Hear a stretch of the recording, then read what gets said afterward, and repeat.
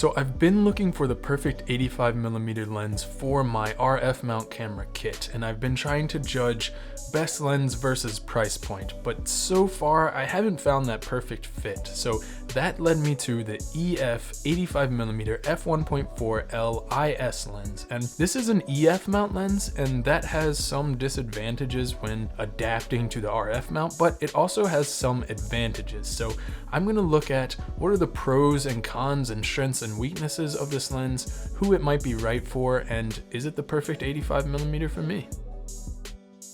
So when it comes to build quality and handling, the first thing, and this is not breaking news, but this lens is big. And everybody talks about it being big, but I didn't really take it all that seriously.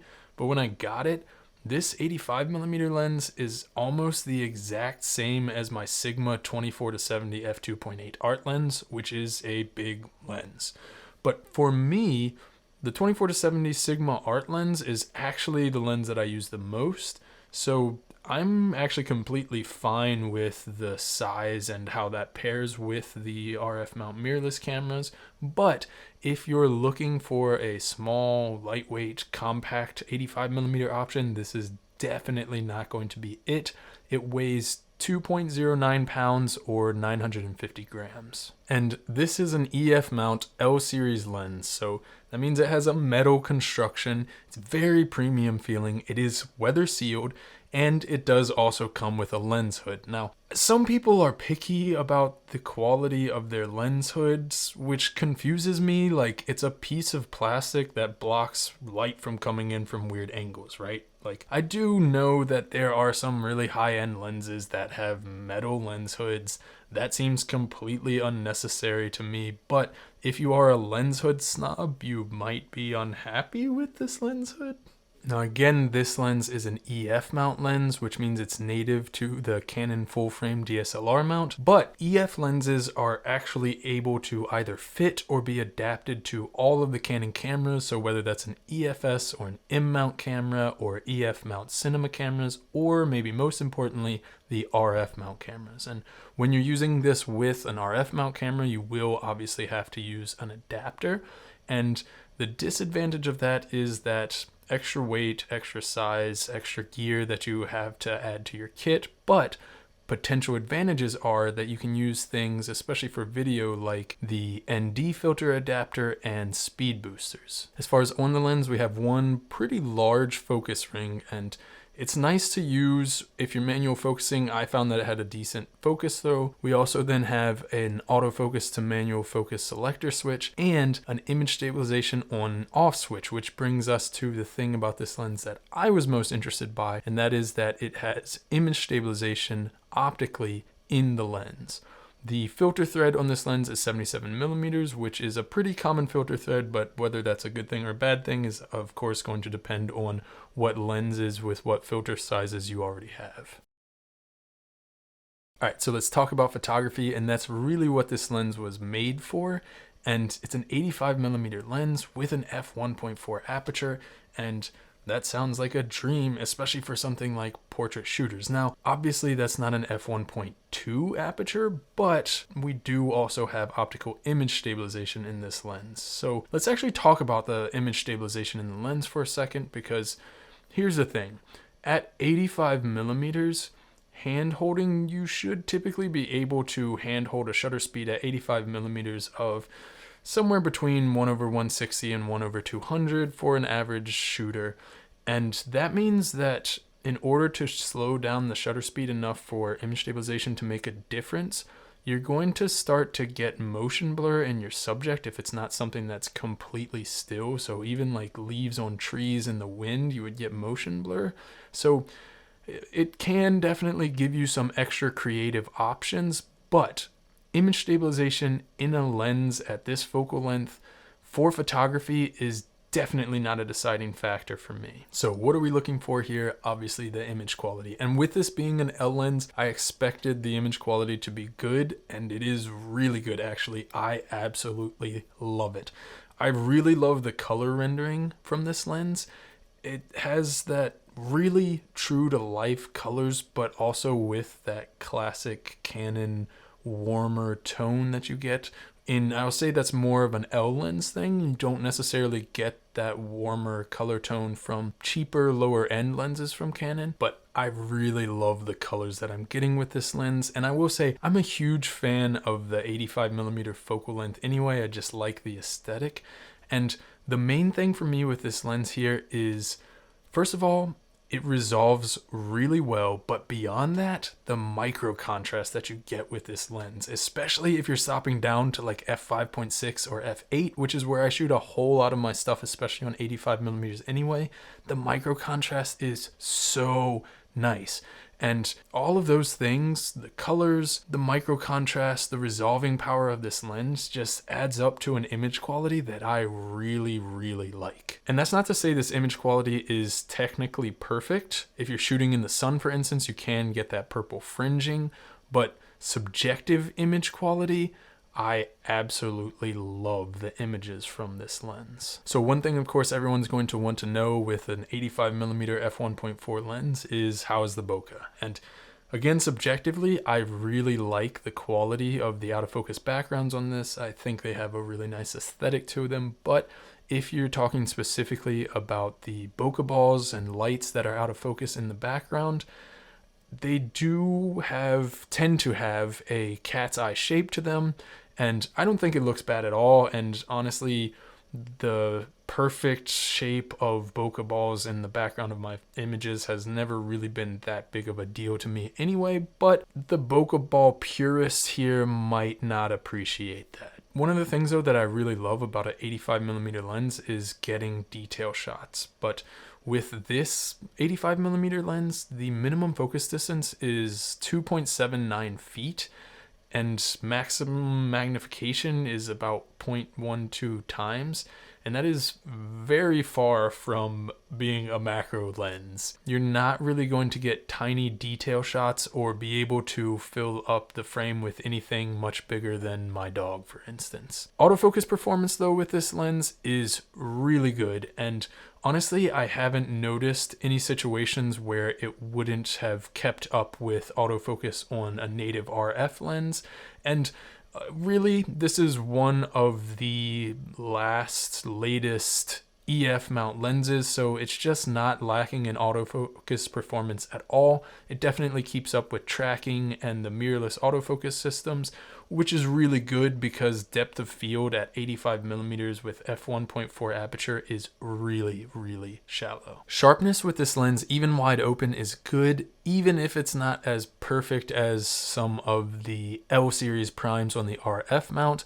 But stopping down, even by f1.8, you're already getting more sharpness and contrast. And this is a pricey lens. It's not a budget option, but even for the price, I'd be super happy with the photos that I'm getting with this lens. And I will also say that while it is expensive, it's definitely not the same price point as the RF mount 85mm L series primes. And so if you're looking for a really high quality 85mm lens, but want to save a few $100s or potentially even $1,000 with a used version of this lens, this is a great photography lens. So now into video, and for photography, I had already just assumed that it was going to be a great lens to use for photography, but what was really interesting about the lens is how it was going to perform in video, because it's an 85mm lens with optical image stabilization built in. Now, to be fair, that was a bigger deal a couple years ago before the R5 and R6 launched with the first in-body image stabilization system for Canon cameras. And before that, for video, having image stabilization in the lens was more important because that was the only way to get image stabilization for your handheld footage. Now, with those in-body image stabilization systems, it's not necessarily as big a deal and not strictly necessary because of how well those IBIS system works. However, I will say that when you pair those IBIS systems with a lens that has optical image stabilization in the lens, you're going to get even smoother footage handheld. And it's also still going to be a big deal for any of the cinema cameras and also any of the older camera bodies if you're still using those. So what I was interested about with this lens was it being versatile with the optical image stabilization, having L series lens quality, and the fast aperture. So did it meet my expectations? Well, in short, yes. I love the image quality coming off of this lens. It renders beautiful colors. Maximum f1.4 aperture gives some really unique and nice looking bokeh at 85mm, which again, 85mm, I love that focal length, and I'm just really happy with the video that I can get with this lens. And I really like the flexibility of having the optical image stabilization in this lens for video. You can get super smooth handheld shots, especially if you do have one of those cameras with IBIS. IBIS paired with the optical image stabilization in the lens, again, just works really well. Super smooth handheld footage. And that's what I wanted from this lens, a lens that would be really good for getting those handheld B-roll type shots, detail shots, and the IS works really well to get those smooth shots, even when you're using it with camera bodies that don't have in-body image stabilization. And the sharpness in this lens, even wide open at f1.4, is really good. Now, you do lose a little bit of contrast, a little bit of sharpness when you're wide open, and you're more susceptible to ghosting at that wide aperture, but even stopping it down to f1.8, you're going to gain more sharpness and more contrast back and still have a really nice shallow depth of field. The autofocus performance on this lens in video was pretty impressive, even wide open at f1.4 with spot autofocus, which is really difficult to handle. It performed really well, and I think keeps up with the modern RF lenses as far as autofocus performance goes. And I didn't have any situations where I had an issue with the autofocus, except one thing that I will mention is, again, the minimum focus distance on this lens is 2.79 feet, and that became an issue because there was several times when I was shooting and outran the minimum focus distance, and then all of a sudden it's just out of focus because the lens physically can't focus that closely. So when I was shooting with this handheld, I did have to actively keep in mind to stay at least 2.79 feet away from whatever I was trying to focus on. I will say, with the Super 35 cameras or APS-C cameras, any of the cinema cameras that have Super 35 sensors, something like that, it's not going to be as big of an issue because of the Super 35 sensor crop. That's going to get you closer to the object anyway, but with the full frame cameras, it was something that I did have to actively keep in mind. Now, I do have to mention that this is an EF mount lens, but for me, I don't see that as a disadvantage for several reasons. Yes, you have to use an adapter, but that allows you to use a couple different types of adapters, including the ND filter adapter.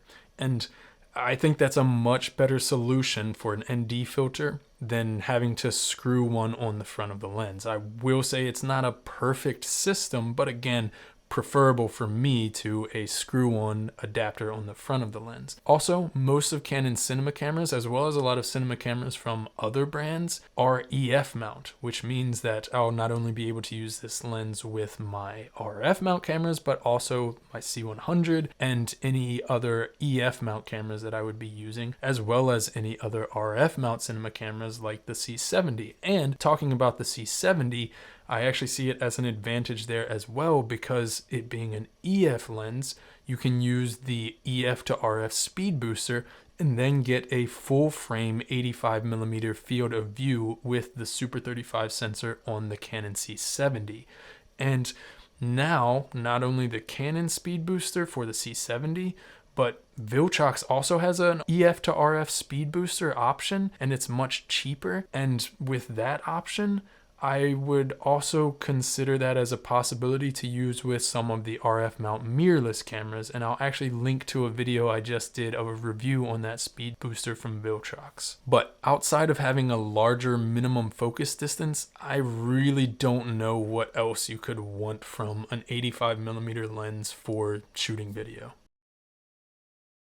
So who is this lens for? And this is interesting and potentially nuanced, because if having a native RF mount lens is very important to you, then technically, no, this would not be a good lens for you. However, I will say that EF lenses, when you're using the Canon branded EF to RF adapters, function natively on the RF mount. So then the only disadvantage would be the actual fact that you have to physically use an adapter, which again could also be an advantage, especially for video shooters like I mentioned in the video section, because of the different adapter options that you could use with that. And if you do shoot with any of the Canon cinema cameras or even any of the other brands of RF or EF mount cinema cameras, this is easily the best option just alone because of the image stabilization, and then paired with the great image quality that you get here, there's really no other competition. Now, if you're a photographer only and you're looking for the best 85mm option, it's still a great option,